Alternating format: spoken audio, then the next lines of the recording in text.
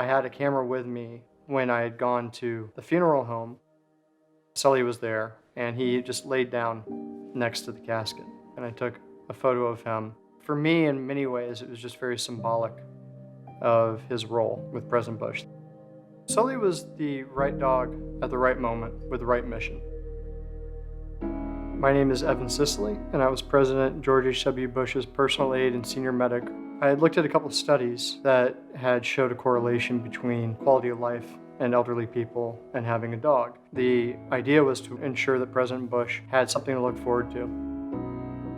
I found out about America's VetDogs through a contact that I had in the Pentagon. America's VetDogs is a national non-for-profit charity that provides service dogs to veterans and first responders across the country. Our service dogs are paired on a one-to-one basis for our veterans and first responders. I knew from the moment that President Bush's team told me what they were looking for that Sully was going to be perfect. Sully is the perfect companion for a 94-year-old man. He is very loving, very caring, very calm. He's just very in tune with what's going on.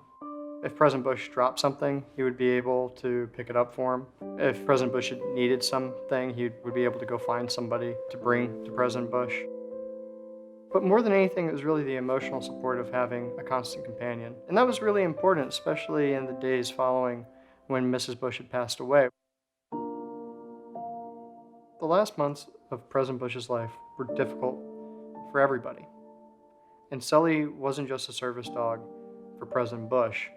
He was kind of a service dog for everybody who was involved.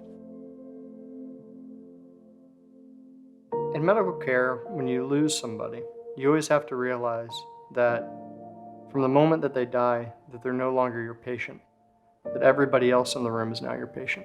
And in many ways, Sully saw that. He kind of refocused his attention.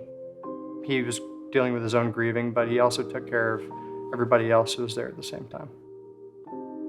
I think any other dog wouldn't have been able to do what he did.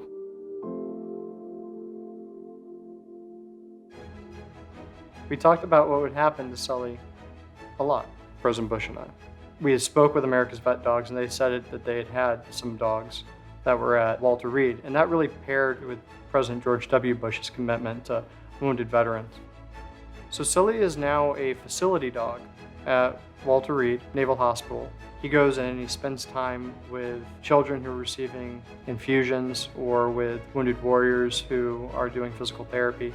And he provides that same emotional support that he provided with President Bush. There's a young man who is at Walter Reed. He's probably spent way more time than a child should ever spend in a hospital. And he had written that he felt quite special that President Bush would think of giving his dog to the hospital, and that in his difficult times receiving treatment, he'd be able to see Sully. And I think that that's exactly what President Bush wanted.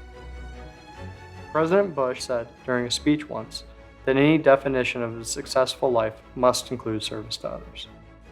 I don't think anybody could ever say that Sully didn't have a pretty successful life of serving others.